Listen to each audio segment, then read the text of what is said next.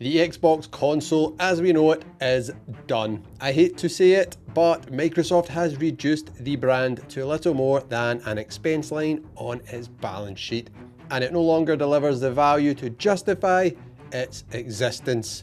Let's break it all down. The company has a long history of shutting down projects that don't perform. Anyone remember Zune, Windows Phone, Kinect? And all the signs suggest Xbox hardware is next. For me, there are three major factors behind Xbox's downfall. Number one, a desperate, short-sighted business strategy to make up for those colossal Bethesda and Activision purchases. Nadella and Microsoft, the Eye of Sauron, the Microsoft board clearly set a brutally short return on investment timeline for these purchases, or these purchases put Xbox, in the spotlight. The expectation was that bang-up publishers would let Xbox compete head-on with Sony and with Nintendo in exclusives. Phil Spencer even promised Xbox would chase exclusives again. But then Starfield happened. This was supposed to be Xbox's Skyrim moment, the flagship title to define the generation. Instead, it fizzled. You can argue it sold well, but look at the player counts and reception in the mainstream. It wasn't the blockbuster hit Microsoft needed. Almost immediately after, the strategy shifted. Exclusives were quietly dropped. Microsoft began pushing the just shockingly bad everything is an Xbox model. It's not hard to read between the lines. The 80 billion plus bill for Bethesda and Activision came due, and the higher ups lost faith in Xbox's ability to deliver Game of the Year material. I'd put money on this. If Starfield had landed as a 10 out of 10 generational hit for Xbox, we wouldn't be having this conversation. Number two, Game Pass was a bad idea for Xbox and the gaming industry. Microsoft wanted Sony and Nintendo to follow them down the subscription rabbit hole when they launched Xbox Game Pass. They wanted PlayStation and Switch owners conditioned to expect day one games on a subscription service too, because Xbox is the only one of the three big players that can afford to absorb the losses thanks to deep pockets that Microsoft has. Sony and Nintendo wisely said no, and now we're seeing the result. Xbox has gutted its own market. Nobody buys games on Xbox anymore because everyone is conditioned to wait for games on Game Pass. And can you blame them? Why would they? When a new game gets announced, the first thing you see is tons of comments asking if it's coming to Game Pass, or I'll wait for it on Game Pass. A lot of devs don't like it either, so some just skip Xbox altogether, as it's either put your game on Game Pass on Xbox's terms, or try and sell your game on a platform where nobody buys games. Number three, a plan to sabotage the hardware division from the top down. The easiest way to shut a business down is to make it look unprofitable, and that's exactly what it feels like is happening here, as Microsoft doesn't want to be making Xbox hardware anymore. They just want to charge you a small fortune to rent their games via Game Pass. You can no longer buy Xbox consoles in many parts of the world. When you can, the prices are just ridiculous. A Series S often costs about the same as a PlayStation 5 digital, which is way more powerful than the Series S, by the way. And then the Series X goes as high for $800. Like what? The 2TB model? That costs more than a PlayStation 5 Pro? Xbox is actively pushing users to play their games on Game Pass on smart TVs, Fire Sticks, and PCs. Basically everything but their own hardware these days. And it's the lack of exclusives, with games being ported to PlayStation and even Switch. Then what's left to justify the hardware? Remember, it was only 4 games. So we made the decision that we're going to take 4 games to the other consoles, just 4 games. Not a change to our kind of fundamental exclusive strategy. We're making these decisions for some specific reasons. We make every decision really with the long-term health of Xbox in mind. Can we say if either of those titles are Starfield or Indiana Jones? They are not Starfield or Indiana Jones.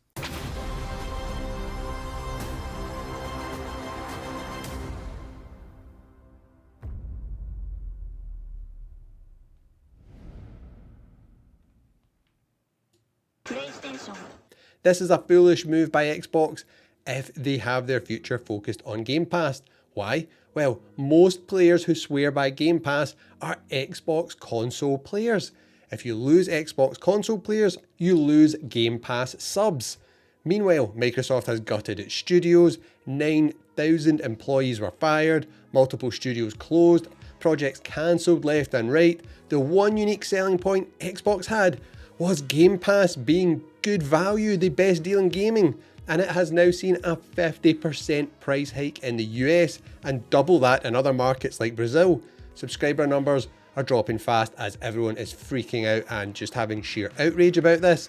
Xbox leadership continuously loves to parrot that the console market isn't growing, nobody buys consoles now, and it isn't doing well, blah blah blah blah blah. Heck, Phil Spencer even said this. I see commentary that if you just build great games, everything would turn around. It's just not true that if we go off and build great games, all of a sudden you're going to see console share shift in some dramatic way. We lost the worst generation to lose in the Xbox One generation, where everybody built their digital library of games. So when you go and you're building on Xbox, we want our Xbox community to feel awesome.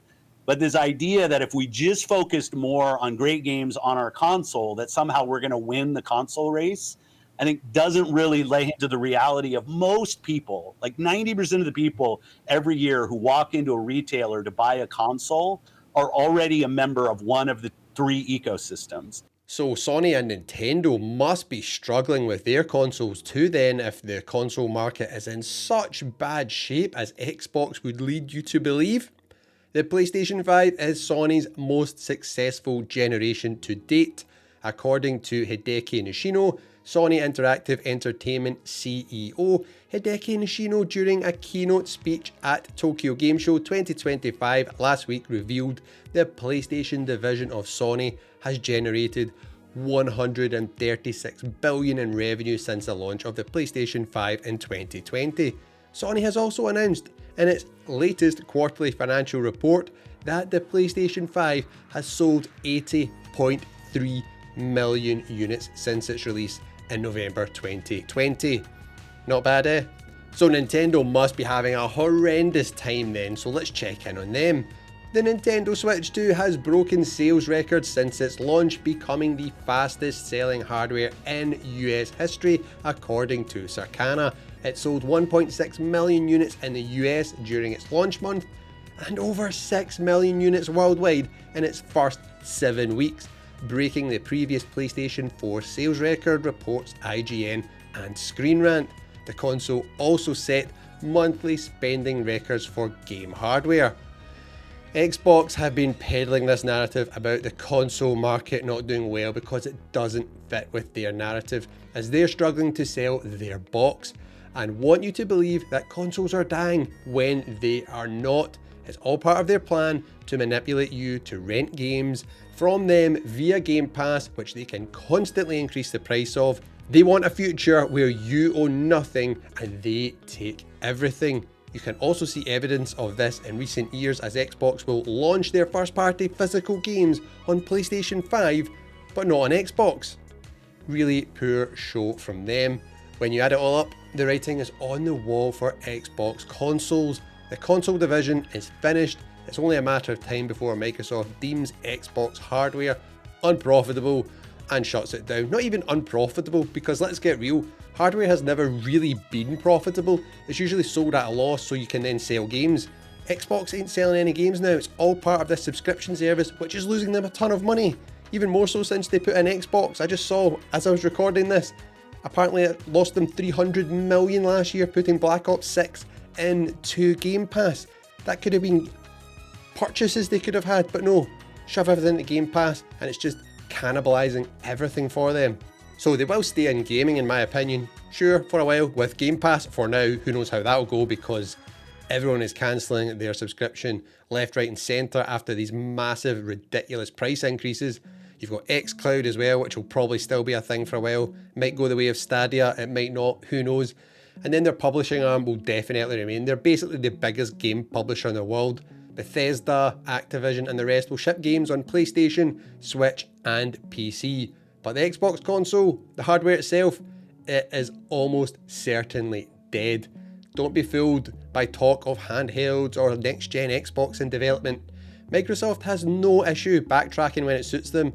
They did it with Zune, they did it with Windows Phone, they did it with Kinect, they even did it with exclusives on Xbox itself.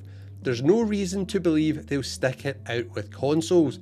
Plus, their latest release, the terribly named Xbox ROG Ally X handhelds, which they say are Xboxes, are not Xboxes. They cannot play your full digital game library, which your Xbox console can. So it can't play your OG Xbox games, your Xbox 360 games, and a large amount of your Xbox One and Series game library also won't work. This is a gaming PC. They are trying to trick casual consumers into believing it's an Xbox. Really poor messaging and marketing from Xbox yet again. Due to Xbox's constant mixed messaging and strategy flip-flopping, I am now at the point where I don't believe a word they say. As someone who's been gaming on Xbox since the 360 days, this is a bitter pill to swallow. I love Xbox. The original Xbox and the 360 were incredible consoles. The 360 especially was the place to play so many third-party games. It was better than the PS3 for a long stretch, with iconic exclusives as well, like Gears of War and Halo. Both franchises which have since been mismanaged by Xbox, by the way, but that Xbox is gone. The only thing left to blame is the suits at Microsoft. The boardroom strategy, not the players, has killed Xbox hardware. I'll keep my Series X and my Series S for my existing library, my backwards compatibility collection, and my physical games. Heck, I still play my Xbox 360 a fair bit. As to me, Xbox 360 is probably one of the best consoles of all time. How far Xbox has fallen since the 360 is mind-boggling. But I won't be buying whatever service or PC in disguise device Microsoft tries to sell us next. Who remembers Phil Spencer on Halo back in 2011? If we lose our way with Halo, we lose our way with Xbox. I guess he was right. For me, the future is PlayStation and Switch. Xbox consoles are finished.